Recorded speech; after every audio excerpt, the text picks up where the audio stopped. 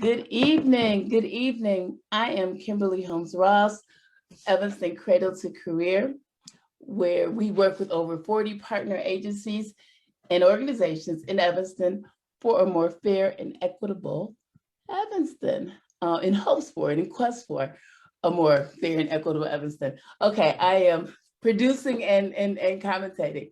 So good evening. Thank you guys for joining us. Please share this video. We are here tonight with our student advocates and our school board candidates. Our student advocates were established in 2018, and they chose to focus, and they are still choosing to focus on inequities in education. They've done many things, including Strong Start to Kindergarten workshops. They've done an equity summit. They did a quarantine series right here on Facebook Live this spring. And tonight we bring you the town hall. So I want to thank the students for their time, their commitment, their hard work. I want to thank the candidates for taking the time to be here tonight. I just said I know they've been super busy on the campaign trail, and I want our Facebook audience to vote, vote, vote. Please comment. We're hoping to have some comments or questions at the end, but I'm going to turn it over to the students. It's about the students tonight. So welcome and get prepared for a really great evening. Thank you. Hello, my name is Anna. I use she, her pronouns, and I'm a student advocate. I want to echo everything Ms. Kim said and thank all of the candidates for coming here and engaging in this valuable dialogue about racial justice within our school districts. I'd also like to thank everyone tuning in for staying civically engaged and informed. It's so important to be engaged now more than ever, so thank you. This town hall is organized by Cradle to Career Student Advocates, and as Ms. Kim said, we're a group of Evanston youth who are passionate about racial justice in the education system and closing the racial opportunity gap in District 65 and 202. While we do focus our efforts on early education, we believe that there is work to be done in each level of education to reduce racial disparities in our public schools. So I'll pass it to Mina. So much, Miss Kim and Anna.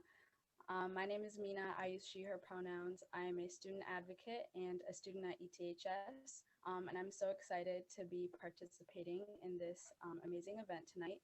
So to kind of just give an overview of the purpose of this town hall, we really want to inform the community on the school board candidates and their stances on racial justice issues, though we will be covering general issues as well. We also particularly want to increase youth engagement in local elections. So when communities are civically engaged, not only do they make a more informed vote, but they're also able to hold elected officials accountable. So to kind of just do an overview of the format of this town hall, after this section, we will jump into general questions that each candidate will be able to answer. And then we've also prepared individualized candidate questions. And then at the end, we hope to allot some time for audience comments and questions. And each candidate will get up to 2 minutes to respond to each question they are asked.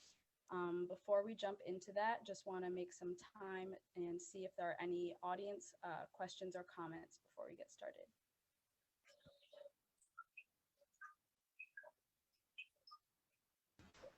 If there's no further questions, then we'll get into the general question section of this town hall. I'm Linnea. I'm also a student advocate and a student at ETHS.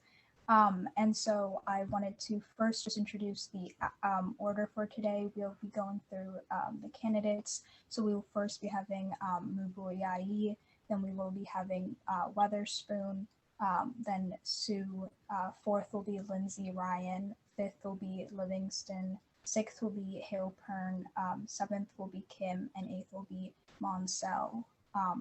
And so before our first question is, can you please introduce yourself further and explain why you're running today? Good evening, everyone, and thank you so much, Youth Advocates, for having me. My name is Ndona Muboyai, and I have a background in finance. I have a bachelor's degree in finance from City College in New York. I also have a minor in French. I also am currently working on my master's degree in industrial and organizational psychology. I have worked for many years as a licensed stockbroker in New York City on Wall Street. Many of those years I was working as a specialist in mergers and acquisitions as well as investments.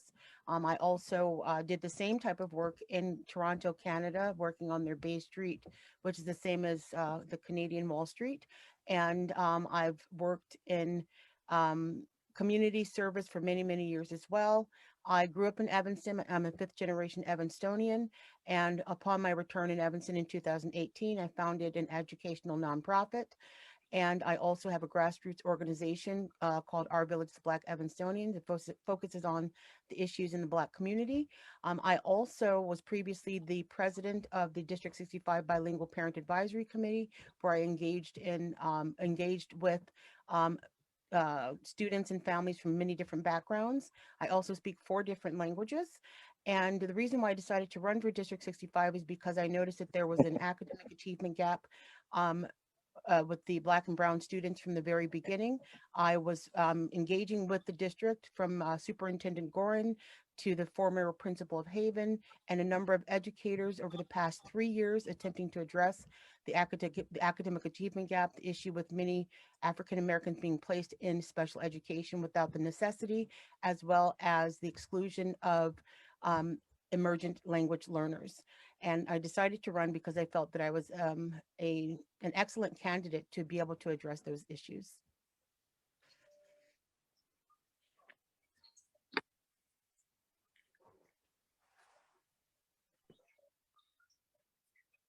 Is it my turn?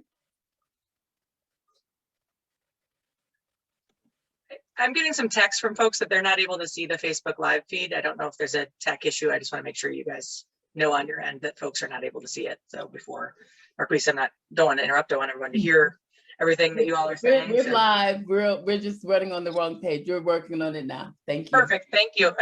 I worked hard. I want to make sure folks can see it. Thanks. Thank you. Okay. Well, thank you so much, Viz, for taking care of that. And also, thank you so much, Student Advocates. This is so exciting to be here tonight with you. Thank you, Ms. Kim, and also Cradle to Career for allowing us to engage with our community on this platform. My name is Marquise Weatherspoon, and I am running for District 65 School Board. I am a proud single mother of 4 amazing boys, 2 of which are at Nichols Middle School, 1 at Chute, and another at ETHS. I am currently the president of Advocates for Action, which is a leadership council from Cradle to Career, and as well as the PTA treasurer for Chute Middle School. I also serve on the ministerial staff for Christ Temple Missionary Baptist Church.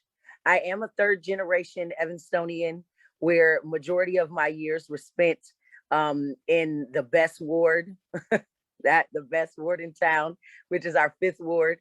I am a product of District 65 as well, and from Family Focus. I decided to run based on my my strong desire to serve our community, recognizing that the equity work that is already being done in District 65 could be added to by having a voice that comes from the community, that is proximate to the issues and challenges that our community faces, and just wanting to bring a diversity in thought. My focuses are to advocate for the acceptance and equity of all students, also to cultivate systems that sustain family stability and well-being, and lastly, to elevate education and information to all of our D65 community. So thank you so much again for having us, and I look forward to all the great work that the students are doing.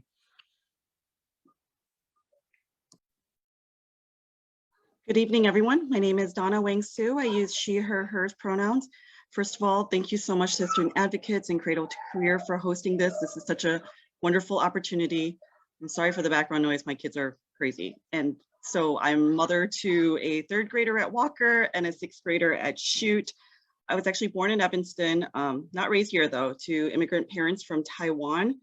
My day job, I manage the Farley Center for Entrepreneurship and Innovation at Northwestern University. Before higher education, I worked in corporate finance for a bit. And then for the last nearly 2 decades, I've been in higher education, mostly in financial aid and working with students. I've pretty much always been involved pretty much my entire life. For students at Northwestern, I currently am an advisor to EPIC, which is our entrepreneurship club.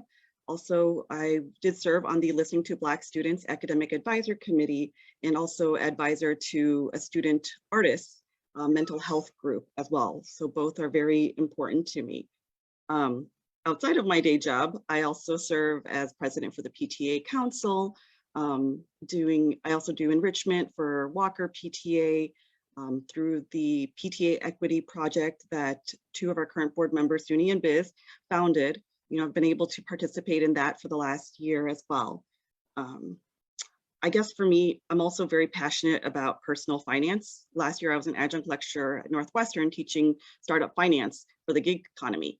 And one fact is, I think 6 states out of all 50 have it as a requirement for high school to graduate with a personal finance class, 6.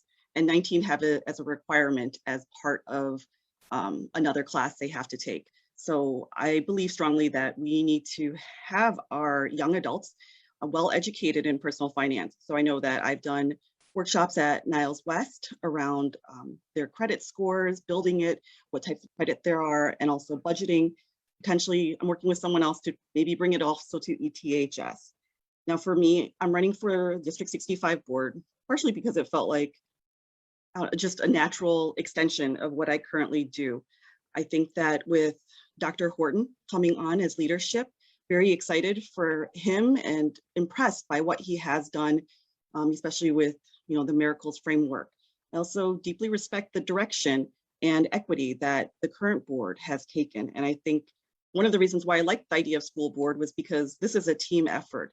This isn't me versus you. This is, I'm gonna bring my strengths of finance and change management to complement yours. And we're gonna have discussions and be able to figure out how do we, reflect, refine, and move forward. Yeah, so that's pretty much it. Thank you. Thank you all for having me. My name is Biz Lindsay Ryan. My pronouns are she, her. I am particularly excited about this being hosted by students. For 15 years, I taught classes at DePaul on being civically engaged or an agent of change or diversity and gender. So I love seeing students take on this role. I moved to Evanston in 2003 and I've been on the board since August of 2019. My professional life, I'm an equity, diversity, and inclusion consultant. So I work with schools and school districts and museums and nonprofits and companies thinking about how do we make sure everyone feels welcome and safe and included and respected, and we eliminate systemic barriers that cause people to not be able to reach their fullest potential and dismantle systemic racism and white supremacy and all of those things. And I fortunately had the opportunity to serve as a consultant to District 65 for 5 years before I became a board member. So one of the advantages to that is that I've had a chance to work with teams at every school. I've done professional development for about 80% of our faculty. So I have a strong sense of kind of what are the things that are going on in individual buildings that need to be solved on the building level, and what are the things that are happening across the system that need district intervention.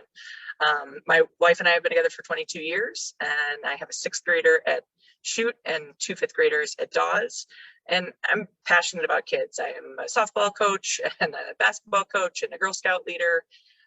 My experience at Dawes led me to founding the PTA Equity Project, which, you know, essentially was looking at the fact that as schools all in the same district, we were fundraising drastically different amounts for kids. Some schools had $286 per student, some schools had $15 per student. And the one fund that we've developed to address that so that we can have an equitable solution for all our schools is an outgrowth of that work that I'm really proud of. So I am committed to equity and student development, and I'm really excited to be here with you all today. So thank you. Hi, everybody. It's nice to see some familiar faces and some people that I haven't had the good fortune to meet yet. So thanks to the Student Advocates for having us here. My name is Gretchen Livingston, she, her. I am running for a 4th term on the ETHS school board. I am currently the longest serving school board member at ETHS. And one of the reasons I'd like to run again is that I arrived on the board shortly after Dr. Witherspoon was hired as the superintendent. And I think, as everybody knows, he's been a dynamic force in our community and a force for change at ETHS in particular. So one of the first votes that I took when I joined the board just about 12 years ago was to change our freshman year curriculum to get rid of the tracking that we had previously done. And that, as those of you who were around at that time may remember, it was an enormously controversial vote at the time. Nowadays, it's really completely uncontroversial, I should say. And in fact, we made a decision to get rid of tracking in some of our other courses in the last year or so, and move to an earned honors sort of model. And it happened without comment from really anybody. Anyway, in terms of background, I am an almost 30-year resident of Evanston. I raised my 2 children here. They are now living and working in Baltimore and DC. They went to Lincoln Woodhaven and ETHS. We had a couple of years overseas, kind of in the middle of all of that. As for my professional background, after college, I came to Chicago for law school. And then I worked as a partner in a large law firm in downtown Chicago with a practice focused on environmental litigation. And also, we had an extensive pro bono practice at that firm. So I handled a variety of pro bono cases, including a capital case that went to the Illinois Supreme Court, where I successfully argued an appeal on a post-conviction proceeding at the Illinois Supreme Court. I have also served on the board of the Juvenile Diabetes Research Foundation of Illinois. And in my capacity on the school board, I am also the chair of the EdRed Executive Board. EdRed is our regional school advocacy organization. We are comprised of about 90 school districts in the Cook County area. And we advocate around issues that impact public schools, including issues of equity, funding in particular. EdRed was a driver behind evidence-based funding reform that passed a few years ago in Springfield. And so that's been a wonderful way to take our voice and have it heard in a broader community across the state, where we're really kind of leading the way in lots of different ways. And I'm sure we can talk more about that as we go on. We have a lot of people in a short amount of time. Thank you.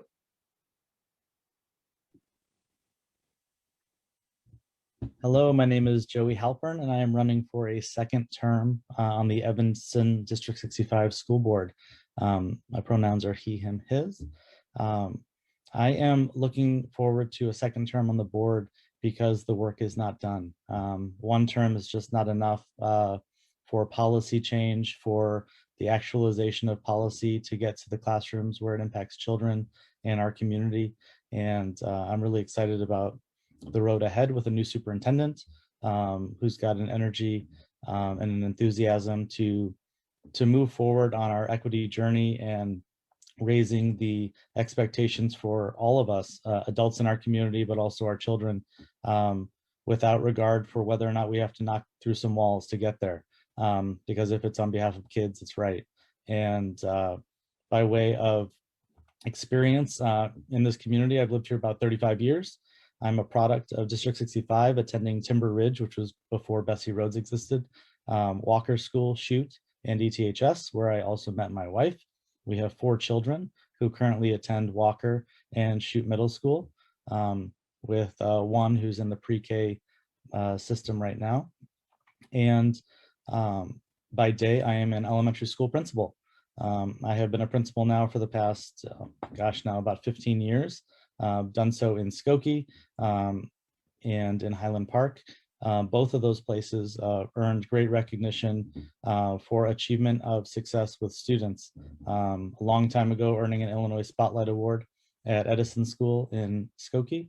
And right now where I work, we are one of 16 schools filling out a national blue ribbon application on behalf of the state of Illinois. So we're very proud of the work being done there, and that is teamwork on behalf of children and families. I also sit on the advisory board of the Midwest Principal Center, and got my degrees at National Louis University in all my teaching, and UCLA, where I did my administrative and master's work out at Center X. And anybody who's interested in education and equity work should look up Center X and the Principal Leadership Institute at UCLA, because it is great work closely aligned with a lot of the things we're working on right here in Evanston. And thank you to Cradle and Career and the Student Advocates for hosting the evening tonight. Hi everyone, my name is Sula Kim. I use she, her pronouns. And thank you Evanston Cradle to Career and Student Advocates for inviting us here tonight. By way of background, I guess I'm a relative newcomer. We have lived in Evanston for about 14 years. I have a 7th grader and a 3rd grader in District 65. My day job is as Assistant Dean of Graduate Programs at the School of Professional Studies at Northwestern University. So I manage all of our graduate programs and certificate programs.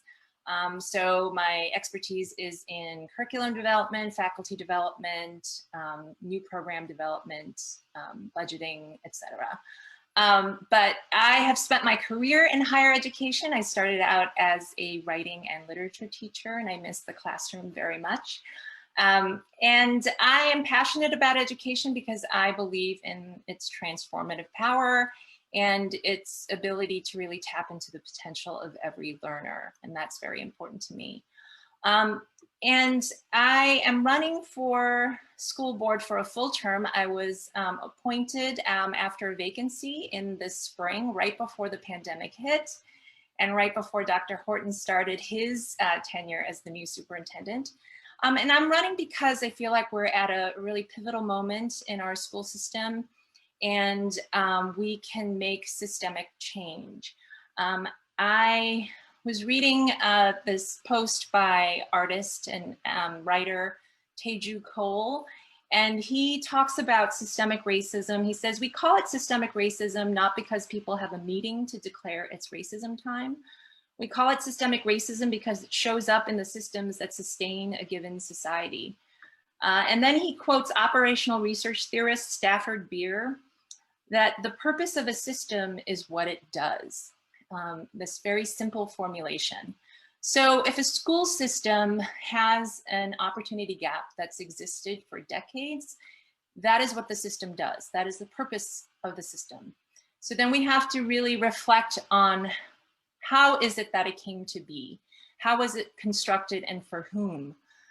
So I think what we're talking about, what I'm interested in, is systemic change. How do we move an institution to be more just and more equitable for all of our children?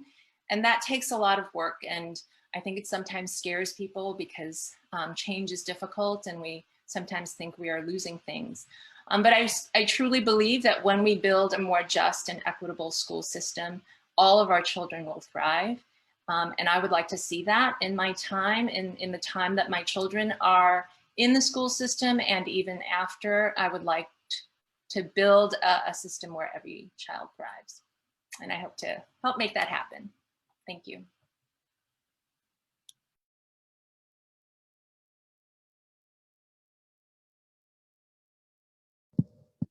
Hi, my name is Pat Monsell, and I'm a current board member for Evanston Township High School, ETHS. And I'm just, first of all, thrilled and thankful to the students for organizing this.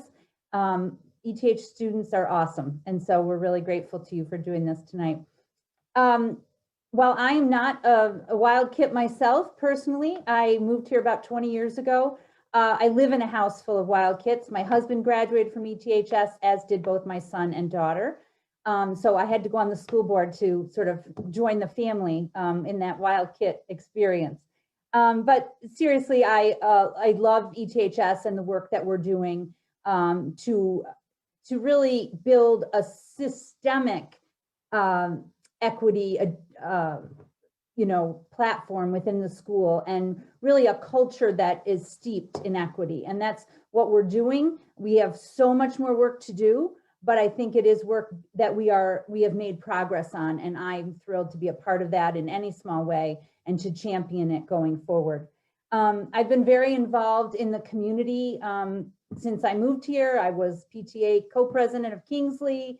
I was the board chair at the YMCA, and I love Evanston and have been very involved, particularly in children and education issues. Because I've spent over 30 years, my entire adult career, working for social justice, civil rights, and educational equity. I was a former high school teacher in Chicago. I worked for national civil rights organizations and education and children's organizations. And I now run my own consulting practice where I work with education organizations and school districts to help them use strategic communications to support their equity work. And, as I say, I am really passionate about ETHS. I think I look at schools all over the country all of the time, and I'm just always impressed by what ETHS has done and is doing. We need to do so much more, but I'm really privileged to be a part of the team in a small way that supports that great change. So thank you all for hosting this, and to all the other candidates for participating. I look forward to the conversation. Thank you. Hi, I'm Pat Savage Williams. My pronouns are she, her, hers. And it's really good to be here. Thank you, Cradle to Career and ETHS students. Wow. I'm just very impressed to see you and participate with you. And you never cease to impress me. So thank you. I've been on the school board since 2013. That's when I was first elected.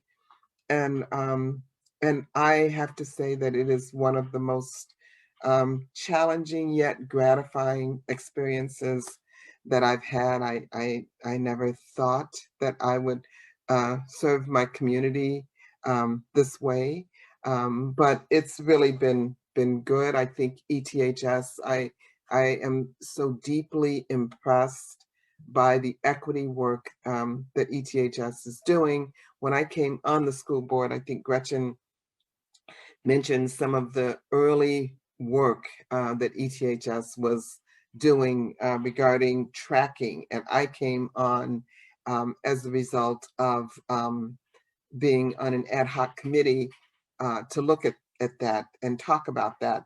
The committee was facilitated by none other than Pat Munsell.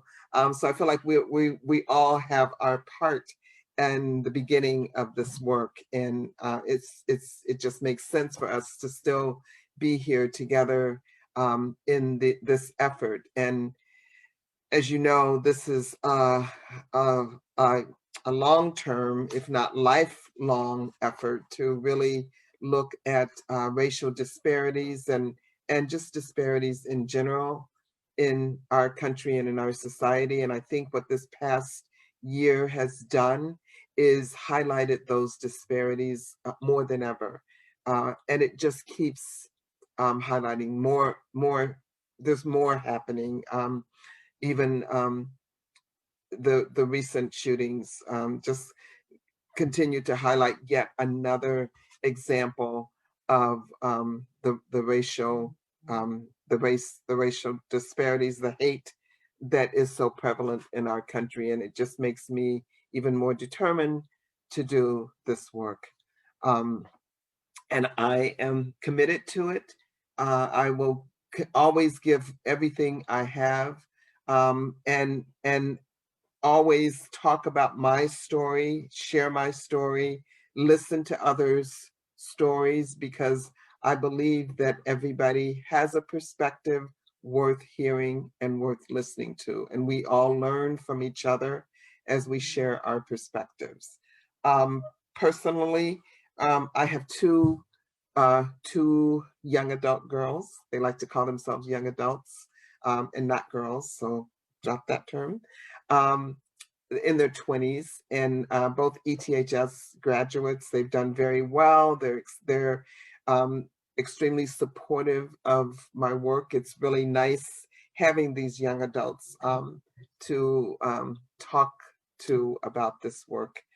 So my husband and our girls have lived in the Evanston community now for over 35 years. So we've lived here a very long time. And professionally, I worked in District 65 as a school psychologist. That's how I entered the education field. And as my daughter said to me once, you are a psychologist, you need to stop being a psychologist. Once a psychologist, always a psychologist. And that was not a flattering conversation, actually. But I guess I am always looking at understanding people and understanding systems and how that can work.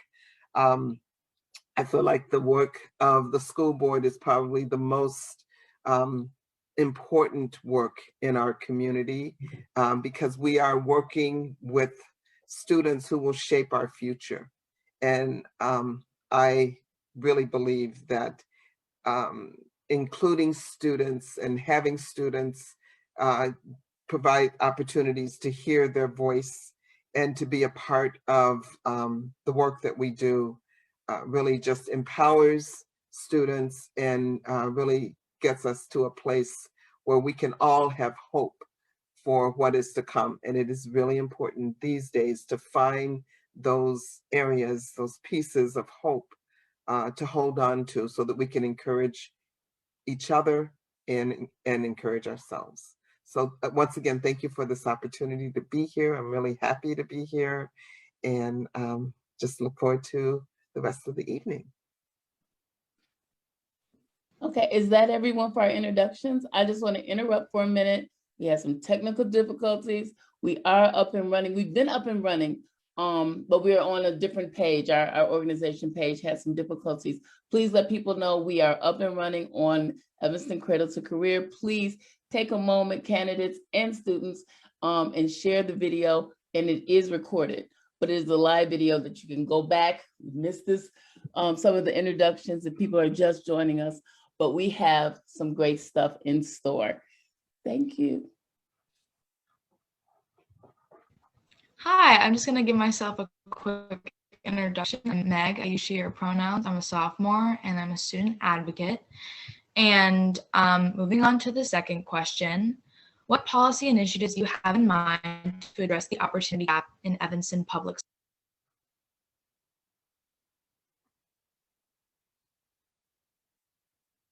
I'm sorry, it was cutting in and out. I couldn't hear the entire question. Okay, my apologies. Yeah, so the second question is, what policy initiatives do you have in mind to address the opportunity gap in Evanston public schools? Well, policy initiatives to address the academic achievement gap in, since I'm running for District 65, I think that what needs to be addressed is to assess what actually is causing the academic achievement gap. There are a number of different issues. Number one is the access to proper curriculum and support. Curriculum being curriculum that speaks to the students, where they're able to connect both with their identity and historical data to help them to better understand that they do have a place in the educational system, because oftentimes children of color, or not only children of color, but marginalized children, oftentimes do not see themselves in the curriculum. They do not see themselves, whether it's a gender identity, color identity, regional or even linguistic identity. That's one major issue. Secondly, the lack of support when it comes to emergent language learners. That is a massive issue, because we have not only students that speak Spanish and English, but we also do have many languages spoken in District 65. I believe currently up to 80 languages that are represented in the district, and those are not being properly supported. And that information I learned when I was previously the president of the Bilingual Parent Advisory Committee. Third, there's also an issue when it comes specifically to African American students with literacy. There's been an issue with literacy for decades in District 65 that has not been properly addressed. And the reason why I say that is because the issue is that a vast majority of the Black students who are falling behind are having an issue with English comprehension. So if those are all addressed, then I believe that that will be will help to eliminate the academic achievement gap. Sorry. No problem. I want to just make sure that all the candidates get to answer, and I want to make sure that all the students get to ask. So I'm gonna really be on the time. I was having technical difficulties.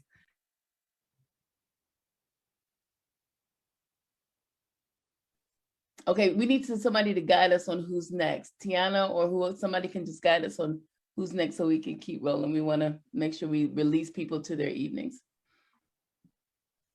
Miss Weatherspoon is next.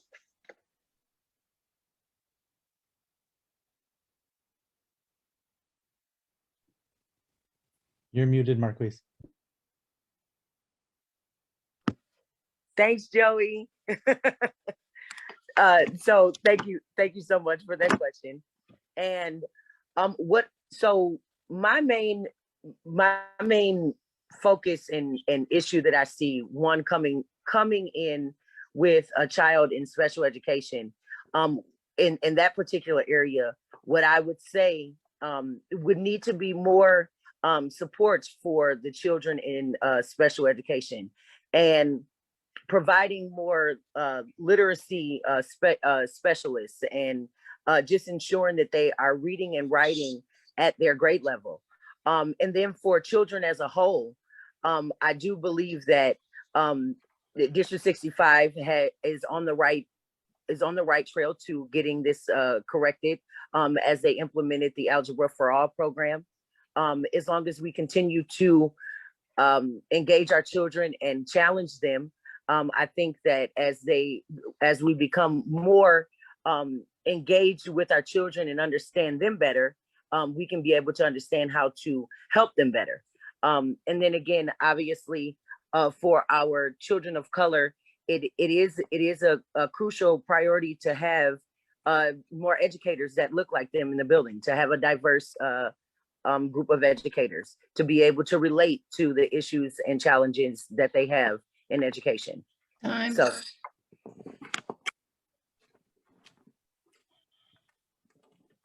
Thank you. So there are several policy initiatives that I think have been started to address the opportunity gaps. There's been a stronger push over the years as we have moved to a restorative practices model. I also believe that with literacy programming, we have a joint literacy goal with 202 and 65, but I think that's currently comprised of a variety of different plans and actions, and it would be just not enough in one particular focus to make a significant impact. I've mentioned before, with pre-K to third grade literacy, being able to align with the science of reading, where literacy is able to carry into and throughout all of the different interdisciplinary parts of education. I think that even if when we introduce our different equity weeks or Black Lives Matter curriculum, having that same thread of literacy carry throughout, develops a child's literacy comfort and confidence.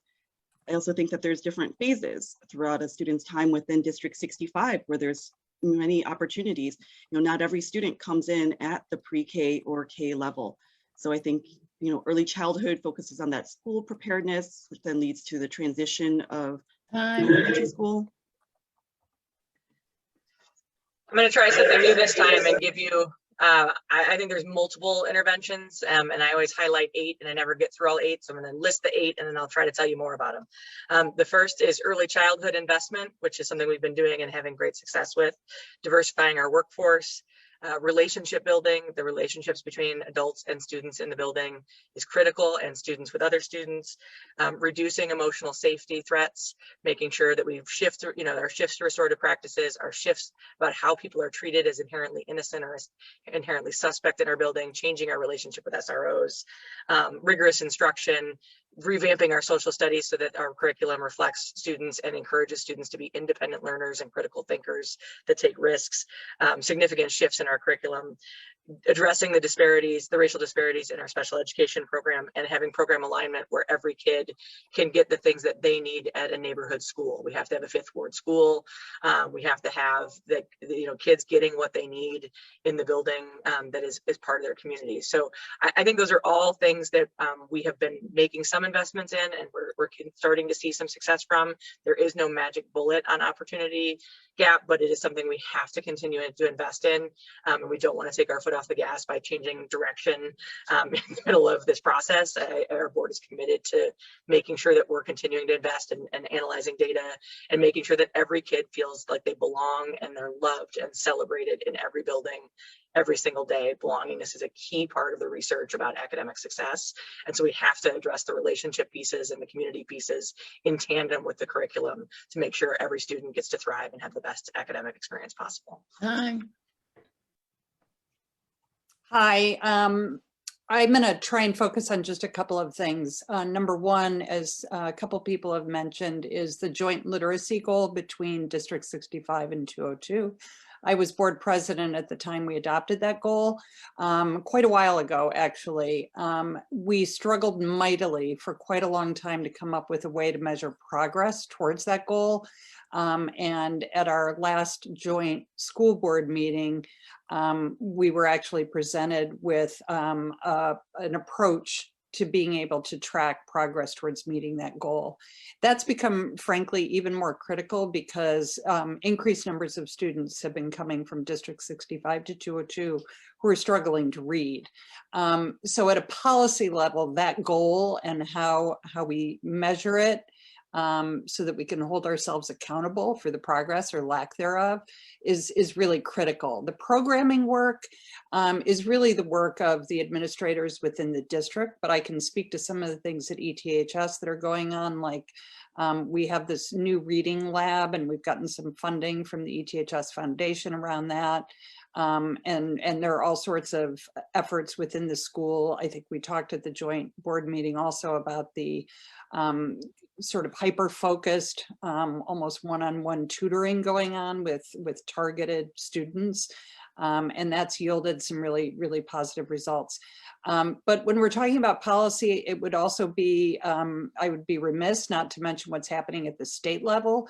And the state just passed an education omnibus bill, which includes all sorts of important components related to the opportunity gap. It includes things like curriculum, it addresses discipline issues, it talks about accelerated learning offered in a more equitable way to all schools and all students. There's hundreds and hundreds of pages to that bill, but EdRed, our advocacy group, was instrumental in working on components of that.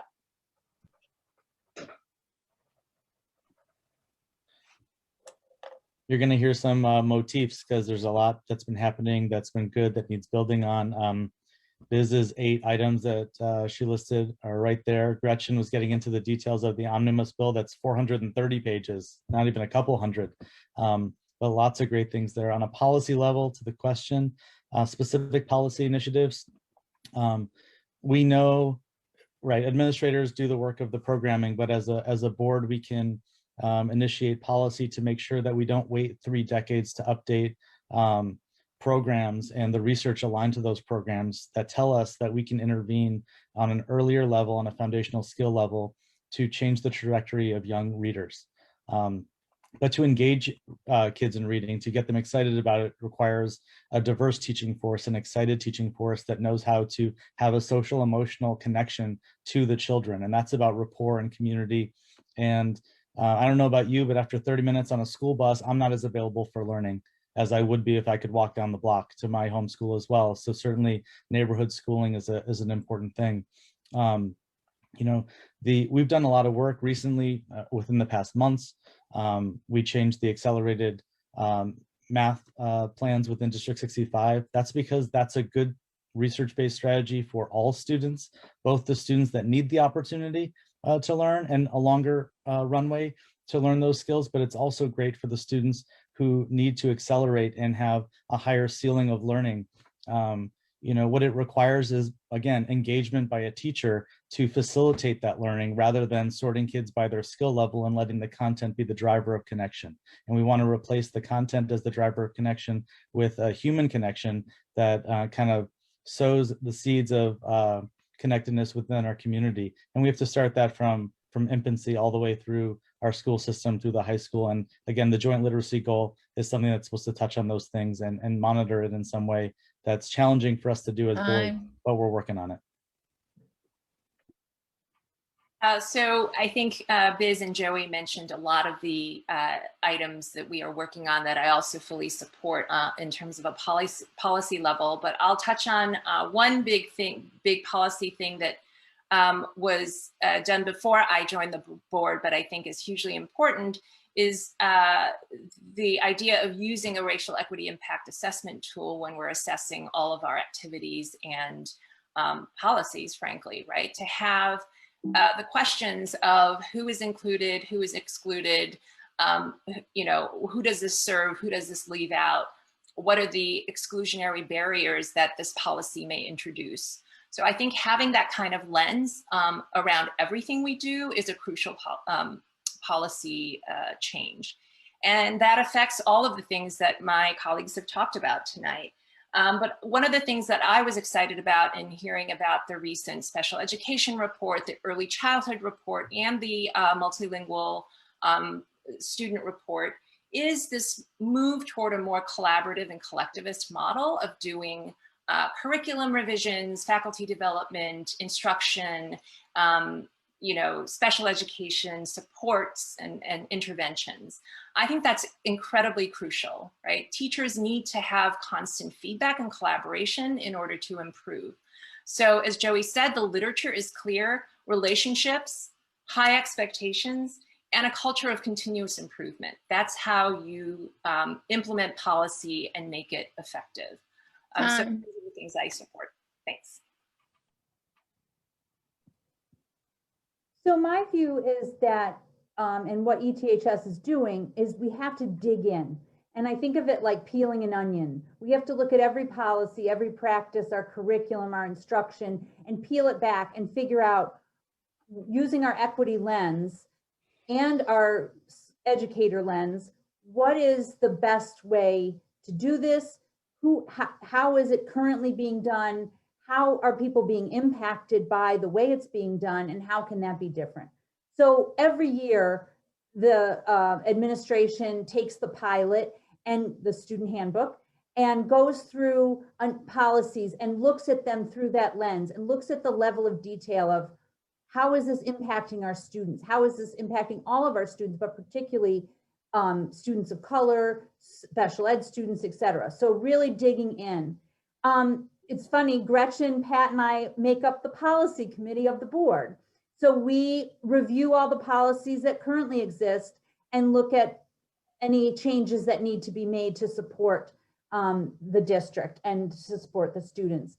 On curriculum, I sit on the curriculum forum, which is really internal, but they look at each of our classes and do that digging in, peeling that onion to figure out what needs to be changed and how is what we're teaching and how we're teaching and impacting our students. So right now they're looking at the US history curriculum and really thinking about how to revamp that in a way that's more inclusive of all history and is personalized to students. We're partnering with Shorefront and really looking at that. So I think it's doing all that really nitty-gritty work to figure out what we're doing and how we're doing it and how it's impacting our students and how it can be done better and making changes. Thank you. So I'll pick up on what my colleagues have said, which we often do, because at ETHS, we are working to look at literacy. That's been one of our biggest goals, is to make sure that students and once come into to ETHS and makes progress. We recognize that high school goes really quickly, so we only have really about 3 years with them, because that fourth year they're really thinking of their next step. So we have been doing a lot, and I think Gretchen talked about the literacy lab, and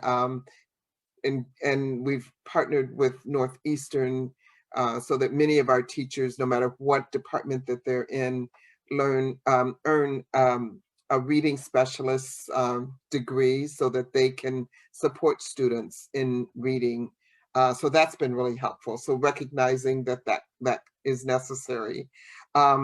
We are really concerned about the curriculum, and the curriculum review that Pat is talking about is quite an extensive process, and we know it's going to take several years in order to get through all of the curriculum that we have. But it is important for all students to recognize or see themselves in the curriculum, that we're really intentional about the curriculum that we present to our students. And I just think, and this is a part of our goals, not only supporting students academically, but overall student well-being is one of the most important pieces of supporting students, making sure, and we know that this has been a really tough year for many students. So we will continue to support mental health personnel. Timing myself. Oh, thank you, because I wasn't doing a great job at first. Thank you, candidates. We do have all of our technical difficulties addressed, and hopefully people stayed with us. In the essence of time, the students worked really hard, and they have some really specialized questions for the candidates. So what we're gonna do now is switch up, and if you guys would, or you know, have time to, if they could send you the rest of their questions, because everybody's gonna have the opportunity to ask one individualized question to their candidate. If they could send them to you and you have time to maybe shoot them an email back, you know, and we'll put it together somehow. But students, is that okay? Do you guys have an order where we can do that? Okay? Yeah, we do. Perfect. Yeah, and so now we're going to be moving on to the individualized question. So starting with candidate Muboyai, you mentioned at a previous town hall event with the Democratic Party of Evanston the importance of reallocating virtual learning resources to parents and students with EPIs and learning differences. Why is that, and how do you hope to accomplish that? I'm sorry, you stated that I mentioned to reallocate virtual funds for are you IEPs?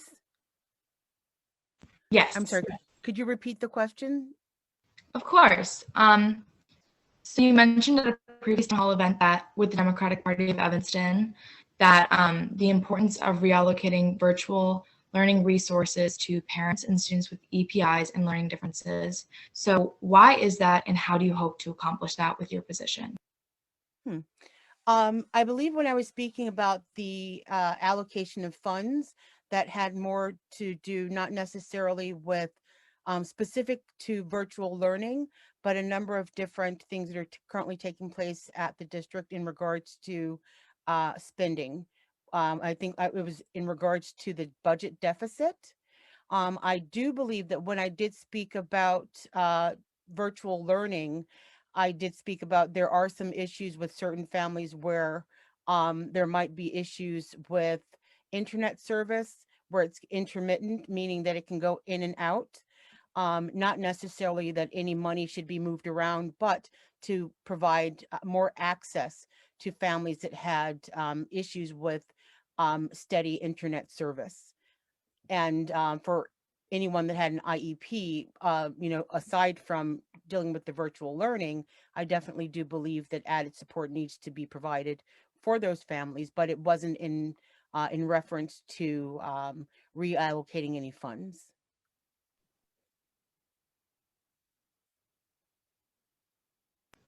Gotcha. And so for question number 2 for candidate Weatherspoon, how has your work with the Advocates for Action shaped your platform and prepared you for your SOP position?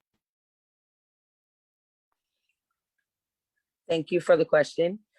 So I guess my entire life I've been an advocate, and what it just brought about more that with the Advocates for Action, as we brought together our communities and the community building grants, and just were able to advocate for all of our community, took me to this place where I feel confident in knowing the challenges of our community, and also knowing, because having relationship with people will also give you more insight on how to deal with the issues that they have and be able to address them more directly. So the work that I've done with Advocates for Action, and just, you know, helping our community and helping with the community building grants, has certainly shaped this moment in time for me to be able to have a seat at the table and to continue that work on a more broader scale,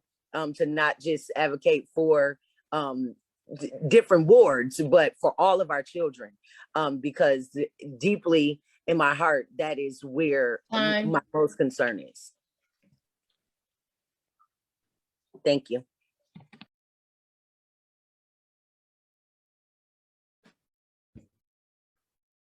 Students, next question.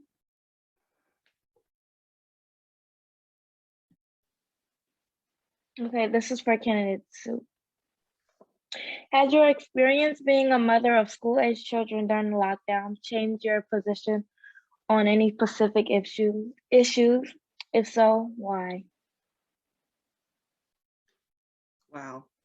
Our teachers aren't paid enough for all that they do. I think though, with the pandemic and having our kids, how everything just went down in the spring, I think that administration and our teachers, they really rallied. A lot of care and thought went into the community, trying to support all kids, you know, making sure that people, you know, had enough to eat and they had the technology to learn.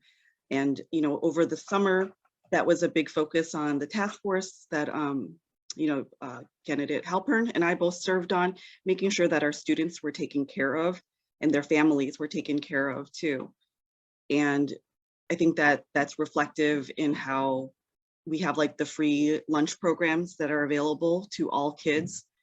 And, you know, I've been watching my children the past year. I see how the social emotional learning is so important, and the engagement that our teachers have gone above and beyond to engage our kids, trying to get them to even show up to class, turn on their camera, has been really tremendous. And even, you know, I've had teachers, you know, reaching out to me.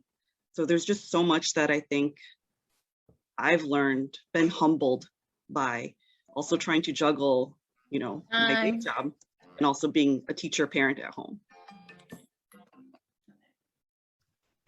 These questions are great. Our next question is for candidate Lindsay Ryan, and the question is, how has your work as an equity and inclusion consultant shaped your work on the school board? Oh yeah, they are definitely related.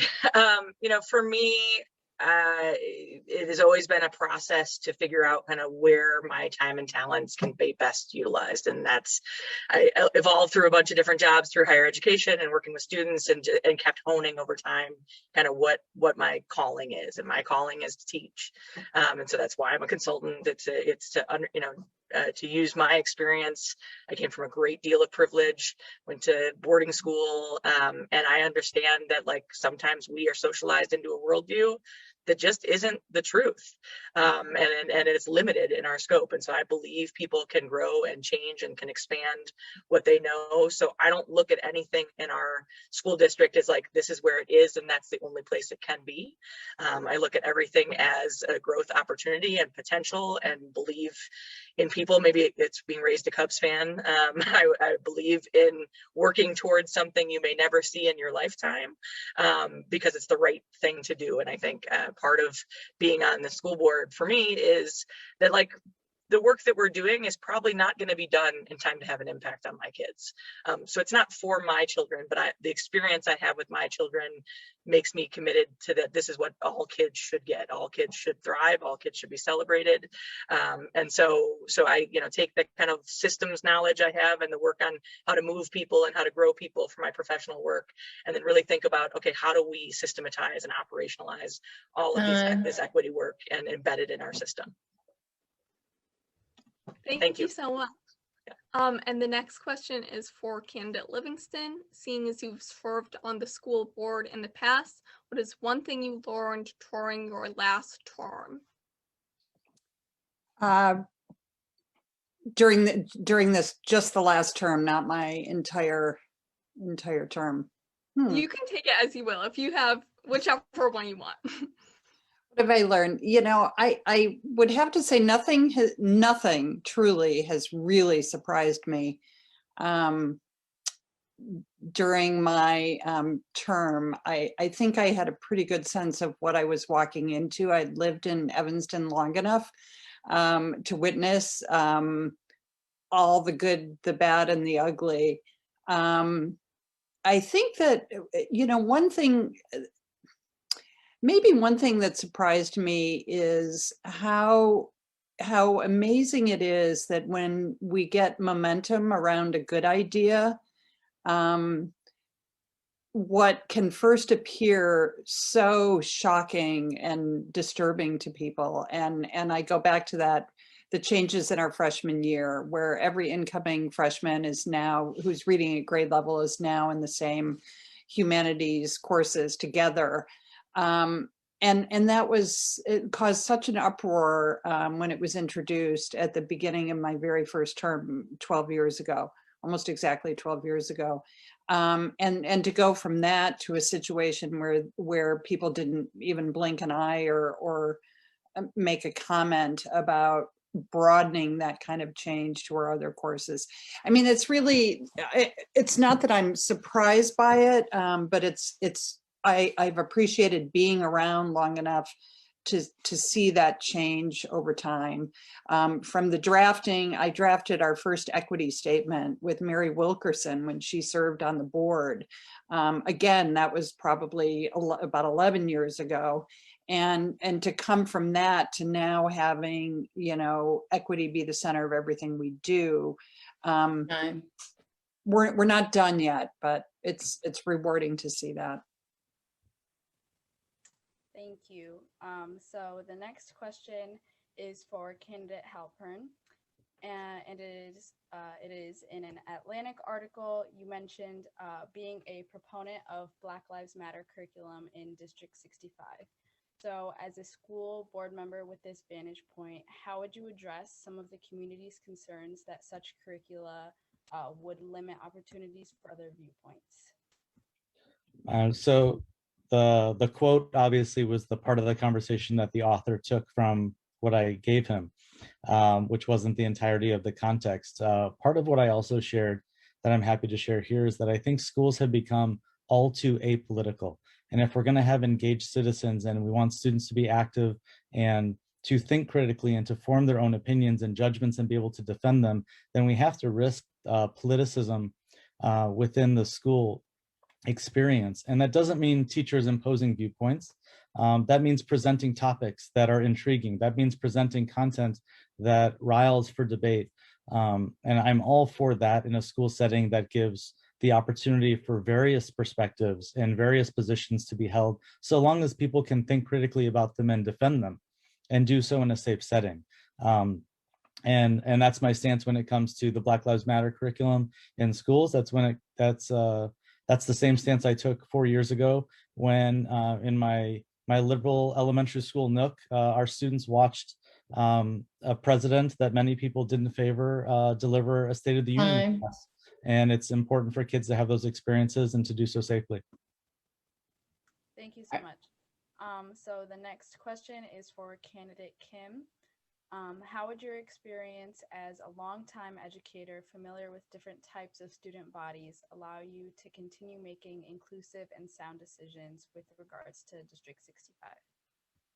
Thank you for that question. I think I really believe in students. I've met students in many, many different contexts, as I've listed on my website. You know, I've tutored high school students. I've taught in an Upward Bound program serving underserved students in Connecticut, public universities, Ivy Leagues, private arts and media college. And in every instance, I have come across amazing students who have great insights, experiences to share, their own perspectives, their own ideas.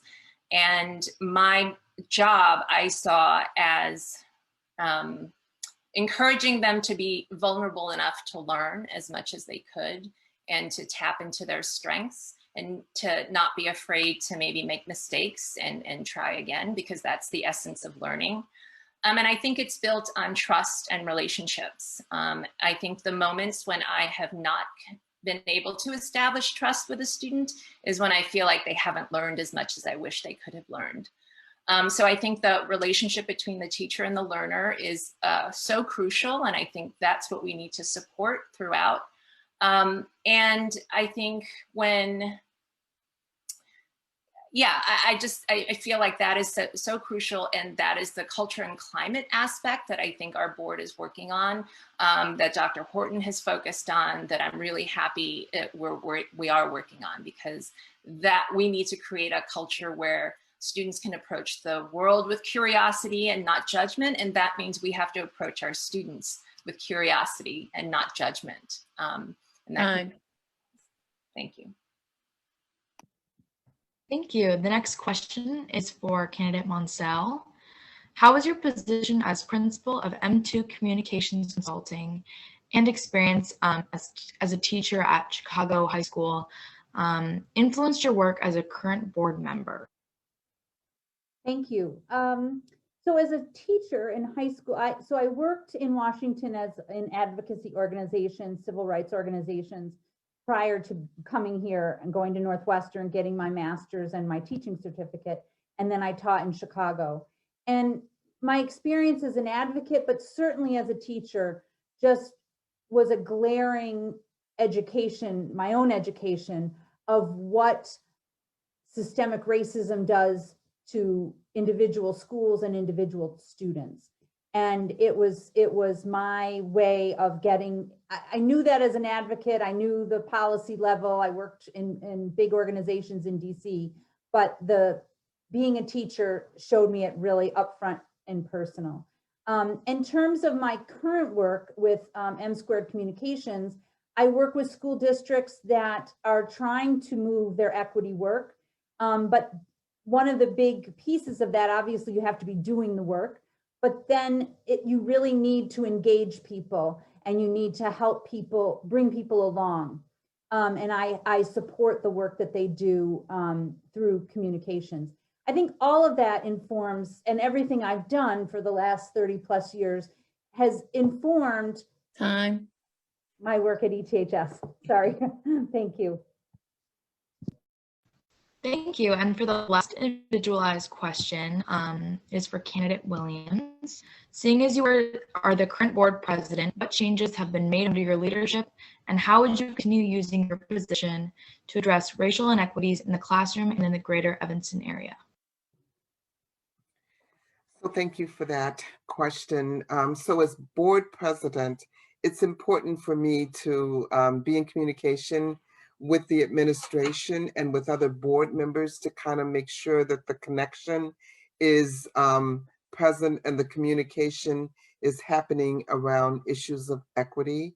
So I communicate and really get into quite a bit of conversations with the superintendent just to kind of understand the thinking behind some issues and policies and practices even before they're made public. So some of this communication never comes out in public, because it's important that we have the kind of relationship where I can really understand what's happening and what's going on. As ETHS is at a place now where we're not only teaching about equity, but we're doing a lot of equity, then I recognize how complex that is. So we're constantly trying to balance how to speak, what to say, and how it's going to be received, and anticipating some of those so that we can make sure that our stakeholders hear the message that we want them to hear, and that we communicate clearly what we want to say to them and what we want to say to just the community as a whole. Okay, great. Is that everyone on the individualized question? I know we promised the candidates 9:15, it's 9:14. I just want to make sure the students, as you can tell by the individualized questions, did a lot of research. They worked really hard this evening. I'm going to turn my camera on, and I want to make sure, did you guys have any other questions? Look through your individualized list. If the candidates would give us just a few more minutes of their evening, you know, we could get in, because I'm going to 1 minute. This is like our 7th forum, but definitely my favorite. So if you need to ask a couple more questions, go ahead. Yeah, they worked really hard. I'm so proud of them. You guys want to grab a question off your list, or Anna? I don't have any questions left. I feel like everyone did such an amazing job answering them, and I feel so much more informed. So thank you all again so much for taking the time to talk with us. Thank you, Anna. Yeah, it's just a really important, these students are such an important group because they are influencers. Some of them are voters. So, you know, thank you guys for coming. Do we have anything else before we close out this crazy evening? Behind the scenes was crazy, but we do hope as many people you know, could have tuned in or can continue to share this video, because it is up and running. So I hope everyone has a wonderful evening. If we don't have anything else, vote, vote, vote. Early voting has started. Get out there and vote. Get your parents to vote, your grandparents to vote. Let's get this done. Really exciting time here in Evanston. All right. Thank you, everyone. Thank you, everybody. Bye. Bye. Have a good night. Thank you. Thank you, student advocates. You guys are great.